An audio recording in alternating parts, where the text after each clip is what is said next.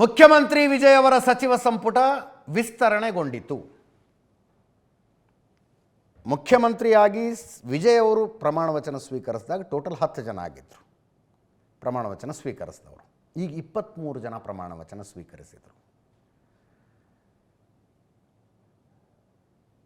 23 ಜನರ ಪೈಕಿ ಇಬ್ಬರು ಕಾಂಗ್ರೆಸ್ಸಿನ ಶಾಸಕರು.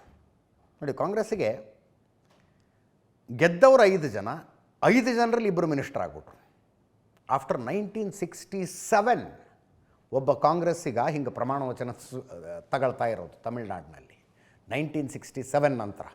ಅಂದರೆ ಏನು, ಹೆಚ್ಚು ಕಡಿಮೆ ಒಂದು 59 ವರ್ಷ ಆಯಿತು. 58-59 ವರ್ಷಗಳ ನಂತರ ಕಾಂಗ್ರೆಸ್ ಚಿಹ್ನೆಯ ಮೇಲೆ ಗೆದ್ದು ಬಂದವನೊಬ್ಬ ಪ್ರಮಾಣ ವಚನ ಸ್ವೀಕರಿಸ್ತಾ ಇರೋದು ಆಫ್ಟರ್ 59 ಇಯರ್ಸ್. DMK ಜೊತೆ ಮೈತ್ರಿಲಿದ್ದರು. DMKದವರು ಇಟ್ಕೊಂಡಿರ್ತಿದ್ರು ಅಷ್ಟೇ, ಜೊತೆಗೆ ಮಂತ್ರಿಗಿರಿ ಎಲ್ಲ ಕೊಡ್ತಿರಲಿಲ್ಲ. ನೋಡಿ, ಲಾಸ್ಟ್ ಟೈಮು 2021 ಎಲೆಕ್ಷನ್ನಲ್ಲಿ ಕಾಂಗ್ರೆಸ್ 18 ಸ್ಥಾನ ಗೆದ್ದಿತ್ತು, ಒಬ್ಬರು ಮಿನಿಸ್ಟ್ರ್ ಇಲ್ಲ. ಅದಕ್ಕಿಂತ ಹಿಂದಿನ ಚುನಾವಣೆ 36-37 ಗೆದ್ದಿದ್ರು ಕಾಂಗ್ರೆಸ್ನವರು, ಒಬ್ಬರು ಮಿನಿಸ್ಟ್ರ್ ಇಲ್ಲ.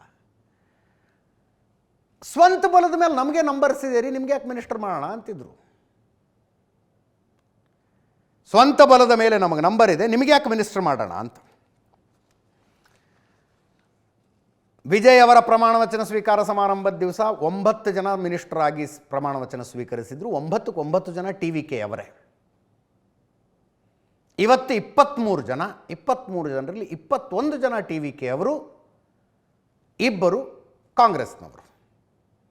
ಕಮ್ಯುನಿಸ್ಟ್ ಪಾರ್ಟಿಯವರು ಸಚಿವ ಸಂಪುಟದ ಭಾಗ ಆಗಲಿಲ್ಲ. 2 CPI ಮತ್ತು CPIM ಇಬ್ಬರೂ ಆಗಲಿಲ್ಲ. VCKದವರು ಆಗಲಿಲ್ಲ. AIADMK 20 ಜನ ಕೈ ಎತ್ತಿದಾರಲ್ಲ, ಅವರು ಮಿನಿಸ್ಟರ್ ಆಗೋದು ಬಿಡಿ, ದೂರದ ಮಾತದು, ಅವರು ಆಗಲಿಲ್ಲ. ಅವ್ರನ್ನೇನಾದ್ರು ಕ್ಯಾಬಿನೆಟ್ನಲ್ಲಿ ಸೇರಿಸ್ಕೊಂಡ್ರೆ ನಾವು ನಿಮ್ಮ ಜೊತೆಗಿರೋದಿಲ್ಲ ಅಂತ ಉಳಿದವ್ರು ಹೇಳ್ತಾ ಇದ್ದಾರೆ. ಕಮ್ಯುನಿಸ್ಟ್ ಪಕ್ಷ VCKದವರು ಹೇಳ್ತಾ ಇದ್ದಾರೆ. ಇವತ್ತಿನ ಪ್ರಮಾಣ ವಚನ ಸ್ವೀಕಾರ ಸಮಾರಂಭದಲ್ಲಿ ರಾಜೇಶ್ ಕುಮಾರ್ ರಾಹುಲ್ ಗಾಂಧಿಯವರಿಗೆ, ರಾಜೀವ್ ಗಾಂಧಿಯವರಿಗೆ, ಕಾಮರಾಜ್ ಅವರಿಗೆ ಜೈಕಾರ ಹಾಕಿದ್ರು. ರಾಜೇಂದ್ರ ಅರ್ಲೇಕರ್ ಇದ್ದರು ಪ್ರಮಾಣ ವಚನ ಕೊಡುವುದಕ್ಕೆ. ರಾಜ್ಯಪಾಲರು ಇದು ನಿಮ್ಮ ಪ್ರಮಾಣ ವಚನದ ಭಾಗ ಅಲ್ಲ ಅಂತ ಹೇಳಿದ್ರು. ಕೇಳಿಸ್ಕೊಳ್ಳಿ, ಸ್ವಲ್ಪ ಟೈಮ್ ಇದೆ. ರಾಜಕೀಯ ಅಂದರೆ ಎಷ್ಟು ವಿಚಿತ್ರ ಅನ್ನೋದು ಹೇಳ್ಬಿಡ್ತೀನಿ ನಾನು ನಿಮಗೆ. DMK ಜೊತೆಗಿನ ಮೈತ್ರಿಯಲ್ಲಿ ಕಾಂಗ್ರೆಸ್ ಇತ್ತು. DMK ಚುನಾವಣೆಯನ್ನು ಸೋಲ್ತು, ಅಧಿಕಾರಕ್ಕಂತೂ ಬರೋದಿಲ್ಲ. ಥಟ್ ಅಂತ ಕಾಂಗ್ರೆಸ್ನವರು ಬಿಟ್ಟು TVK ಜೊತೆಗೆ ಬಂದುಬಿಟ್ರು. ಏನು ಕಂಡು ಕೇಳರಿಯದ್ದೇನಲ್ಲ, ರಾಜಕಾರಣದಲ್ಲಿ ಅದೆಲ್ಲ ನಡೆಯುತ್ತೆ. ಬಟ್ ಸೈದ್ಧಾಂತಿಕ ರಾಜಕಾರಣ ಅಂತ ಬಂದರೆ ಏನೇನಾಗುತ್ತೆ ನೋಡಿ ನೀವು. 1991ರಲ್ಲಿ ರಾಜೀವ್ ಗಾಂಧಿಯವರ ಕಗ್ಗೊಲೆ ಆಗೋದಕ್ಕಿಂತ ಮುಂಚೆ ಕೇಂದ್ರದಲ್ಲಿ ಚಂದ್ರಶೇಖರ್ ಪ್ರಧಾನಮಂತ್ರಿಯಾಗಿದ್ದರು.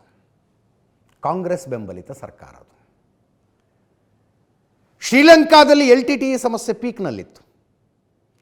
LTTE ಅವರು ಶ್ರೀಲಂಕಾದಲ್ಲಿ ಏನೇನು ಮಾಡಬೇಕೋ ಮಾಡಿ ಬಂದು ತಮಿಳ್ನಾಡಿಗೆ ಬಂದುಬಿಡೋರು. 38 ಕಿಲೋಮೀಟ್ರು ಶ್ರೀಲಂಕಾದ ಈ ಬಾರ್ಡ್ರಿಗೂ ಭಾರತದ ಆ ಬಾರ್ಡ್ರಿಗೂ 38 ಕಿಲೋಮೀಟ್ರ್ ಅಷ್ಟೇ. ಈ ಕಡೆ ಬಂದುಬಿಡ್ತಿದ್ರು, ಕೈಗೆ ಸಿಕ್ಕ ಬೋಟ್ ಹತ್ಕೊಂಡು. ಅಲ್ಲಿ DMK ಸರ್ಕಾರ ಇತ್ತು ತಮಿಳ್ನಾಡಿನಲ್ಲಿ. LTTE ಅವರಿಗೆ ಫುಲ್ ಸಪೋರ್ಟು. ಒಳಗೆ ಬಂದರೆ ಕರ್ಕೊಳ್ಳೋದೇನು, ಅವ್ರಿಗೆ ಗಾಯಗೊಂಡಿದ್ರೆ ಟ್ರೀಟ್ಮೆಂಟ್ ಕೊಡೋದು ಎಲ್ಲ. ಕಾಂಗ್ರೆಸ್ಸಿಗೆ ತಡ್ಕೊಳ್ಳೋಕ್ಕಾಗಲಿಲ್ಲ ಅದನ್ನು. ಅದಕ್ಕಿಂತ ಮುಂಚೆ ರಾಜೀವ್ ಗಾಂಧಿಯವರು ಪೀಸ್ ಕೀಪಿಂಗ್ ಫೋರ್ಸ್ ಕಳಿಸಿ ಶ್ರೀಲಂಕನ್ ಗೌರ್ಮೆಂಟ್ ಜೊತೆಗೆ ನಿಂತ್ಕೊಂಡು ಎಲ್ಲ ಆಗಿತ್ತಲ್ವಾ. ಕಾಂಗ್ರೆಸ್ಸು ಚಂದ್ರಶೇಖರ್ರಿಗೆ ಹೇಳ್ತು, ಪ್ರಧಾನಮಂತ್ರಿ ಚಂದ್ರಶೇಖರ್ರಿಗೆ ವಜಾ ಮಾಡಿ ಈ DMK ಗೌರ್ಮೆಂಟನ್ನು ಅಂತ, ವಜಾ ಮಾಡ್ಬೇಕು ನೀವು ಈ DMK ಗೌರ್ಮೆಂಟನ್ನು ಅಂತ. ಆರ್ಟಿಕಲ್ 356 ಬಳಸಿ ಚಂದ್ರಶೇಖರ್ ಇದ್ದವರು, ಪ್ರಧಾನಮಂತ್ರಿ ಆಗಿದ್ದವರು, ರಾಷ್ಟ್ರಪತಿಗಳ ಮೂಲಕ DMK ಸರ್ಕಾರನ ವಜಾ ಮಾಡಿಬಿಟ್ರು. ಯಾಕೆ? LTTE ಸಪೋರ್ಟಿಗೆ ನಿಂತಿದ್ದೀರಿ ನೀವು, ದೇಶದ ಸಾರ್ವಭೌಮತೆಯ ವಿರುದ್ಧ ಹೋಗ್ತಾ ಇದ್ದೀರಿ ನೀವು ಅಂತ. ಕರುಣಾನಿಧಿ ಸರ್ಕಾರ ವಜಾ ಮಾಡಿಬಿಟ್ರು. ಅದಾದ ನಂತರ ರಾಷ್ಟ್ರಪತಿ ಆಡಳಿತ, ಎಲೆಕ್ಷನ್ ಘೋಷಣೆ ಆಯಿತು. ತಮಿಳುನಾಡು ವಿಧಾನಸಭೆಗೆ ಮತ್ತು ಲೋಕಸಭೆಗೆ ಒಟ್ಟೊಟ್ಟಿಗೆ ಎಲೆಕ್ಷನ್ನು. ರಾಜೀವ್ ಗಾಂಧಿ ಪ್ರಚಾರ ಮಾಡೋದಕ್ಕೆ ಹೋದರೂ LTTE ಅವರು ಹೊಡೆದ್ಬಿಟ್ರು ಶ್ರೀಪೆರಂಬದೂರಿನಲ್ಲಿ 1991. ಅಷ್ಟೊತ್ತಿಗಾಗಲೇ ಕಾಂಗ್ರೆಸ್ಸು AIADMK ಜೊತೆಗೆ ಮೈತ್ರಿ ಮಾಡಿಕೊಂಡಿತ್ತು. ಜಯಲಲಿತಾ ಅವ್ರ ಜೊತೆಗೆ ರಾಜೀವ್ ಗಾಂಧಿಯವರ ಕಗ್ಗೊಲೆ ಆಯಿತು. ದೊಡ್ಡ ಬಹುಮತದೊಂದಿಗೆ ಜಯಲಲಿತಾ ಗೆದ್ದು ಬಂದರು. 164 ಸ್ಥಾನ ಗೆದ್ದರು ಅವರು. ಆ್ಯಕ್ಚುಲಿ ಕರುಣಾನಿಧಿ 142 ಸ್ಥಾನ ಗೆದ್ದು ಮೆಜಾರಿಟಿಯೊಂದಿಗೆ ಅಧಿಕಾರದಲ್ಲಿದ್ದರು. ಅವ್ರು ಸರ್ಕಾರ ವಜಾ ಮಾಡಿಬಿಟ್ರು. LTTಗೆ ಸಪೋರ್ಟ್ ಮಾಡ್ತಾ ಇದ್ದೀರಿ ನೀವು ಅಂತ. 164 ಸ್ಥಾನ ಗೆದ್ದು ಜಯಲಲಿತಾ ಅಧಿಕಾರಕ್ಕೆ ಬಂದರು. ಕಾಂಗ್ರೆಸ್ AIADMK ಮೈತ್ರಿ ನಡ್ಕೊಂಡು ಹೋಗ್ತಾ ಇತ್ತು. ಅದಾದ ಮೇಲೆ ಮತ್ತೆ DMK ಜೊತೆಗೆ ಹೋಗಿ ಕಾಂಗ್ರೆಸ್ ಸೇರ್ಕೊಂಡಿತು. ಬೇರೆ ಬೇರೆ ಸನ್ನಿವೇಶಗಳು ಬದಲಾಗ್ತಾ ಹೋದವು. ಪೂರ್ತಿ ಕಥೆ ಹೇಳಿದರೆ ಅರ್ಧ ಗಂಟೆ ಬೇಕದಕ್ಕೆ. ಅಂದರೆ ನೀವು LTTಯನ್ನು ಸಪೋರ್ಟ್ ಮಾಡ್ತಾ ಇದ್ದೀರಿ ಅನ್ನುವ ಕಾರಣಕ್ಕೊಂದು ಸರ್ಕಾರ ವಜಾ ಮಾಡಿ ಆ LTTನೇ ಇವರು ಸುಪ್ರೀಂ ಲೀಡರ್ನ ಹೊಡೆದು ಹಾಕಿದ ಮೇಲೆ LTTನ ಸಪೋರ್ಟ್ ಮಾಡಿದ ಪಕ್ಷದೊಂದಿಗೆ ಹೋಗಿ ಮತ್ತೆ ಮೈತ್ರಿ. ಈಗ ಇನ್ನೂ ಪೀಕಿಗೆ ಹೋಗಿದೆ ಇದು. DMK LTT ಸಿಂಪಥೈಸರ್ಸ್ ಅಂತ ಗೊತ್ತಿತ್ತು ತಾನೇ. ಅವ್ರ ಜೊತೆಗೆ ಸೇರ್ಕೊಂಡು ಮೈತ್ರಿ. ಈಗ ಅವ್ರನ್ನ ಬಿಟ್ಟು ಬಂದು ಸೇರಿಕೊಂಡಿದ್ದು TVKನ. TVKಯಲ್ಲಿ ಯಾರಿದ್ದಾರೆ? VCK ಇದೆ ಪಕ್ಷ. 5 ಸ್ಥಾನ ಗೆದ್ದಿದೆ VCK ಅವರು ಲಿಟ್ರಲಿ ಪ್ರಭಾಕರನ್ ಪೋಸ್ಟರ್ ಅಂಟಿಸಿಕೊಂಡು ಪ್ರಚಾರ ಮಾಡ್ತಾರೆ.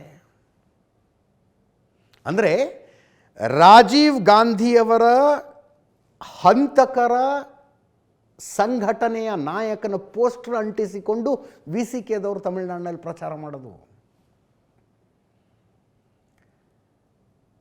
ಅವರ ಜೊತೆಗೆ ಗೌರ್ಮೆಂಟಿನ ಭಾಗ. ಈಗ ಯಾರು? ರಾಜೀವ್ ಗಾಂಧಿ ಈ ದೇಶಕ್ಕಾಗಿ ಬಲಿದಾನ ಮಾಡಿದರು ಅಂತ ಹೇಳುವವರು ಪ್ರಭಾಕರನ್ ಅವರ ಪೋಸ್ಟರ್ ಹಾಕ್ಕೊಂಡು ಪ್ರಚಾರ ಮಾಡಿ ಗೆದ್ದು ಬರುವಂಥ VCK 2 ಸ್ಥಾನ ಗೆದ್ದಿದ್ದಾರೆ ಅವರು. ಪ್ರಭಾಕರನ್ ಪೋಸ್ಟರ್ ಹಾಕಿ ಚುನಾವಣೆಯನ್ನು ಗೆಲ್ಲುವಂಥ VCKಯ ಜೊತೆಗೆ ಸರ್ಕಾರದಲ್ಲಿ ವಿಜಯ್ಗೂ ಈ ಸೆಂಟಿಮೆಂಟ್ ಗೊತ್ತು. ನೋಡಿ, ಮೊನ್ನೆ 18ನೇ ತಾರೀಕು ಪ್ರಭಾಕರನ್ನು ಸತ್ತು ಎಷ್ಟೋ ವರ್ಷ ಆಯಿತು. ಪ್ರಭಾಕರನ್ ಸತ್ತಿದ್ದು ಯಾವಾಗ?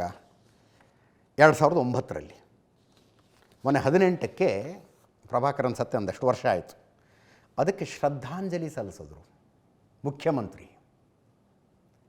ತಮಿಳುನಾಡಿನ ಮುಖ್ಯಮಂತ್ರಿ. ಶ್ರದ್ಧಾಂಜಲಿ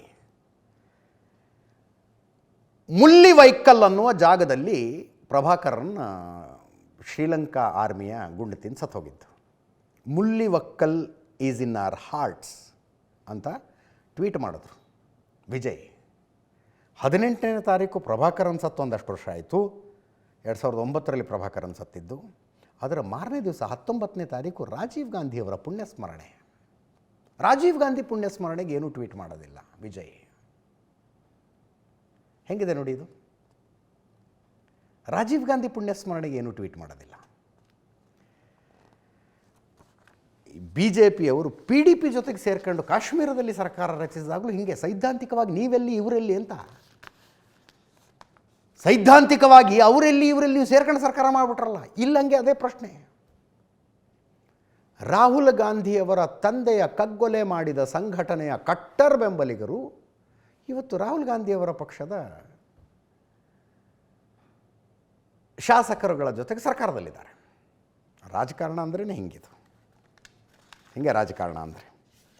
ಮತ್ತು ಏನು ವಂದೇ ಮಾತರಂಗೆ ಸಂಬಂಧಿಸಿದ ವಿವಾದ ಆಗಿದೆ, ಬೇರೆ ಬೇರೆ ವಿವಾದಗಳಾಗಿದ್ದಾವೆ. ಅದನ್ನು ದಾಟ್ಕೊಂಡು ಮುಂದಿನ ಸುದ್ದಿಗೆ ಹೋಗೋಣ.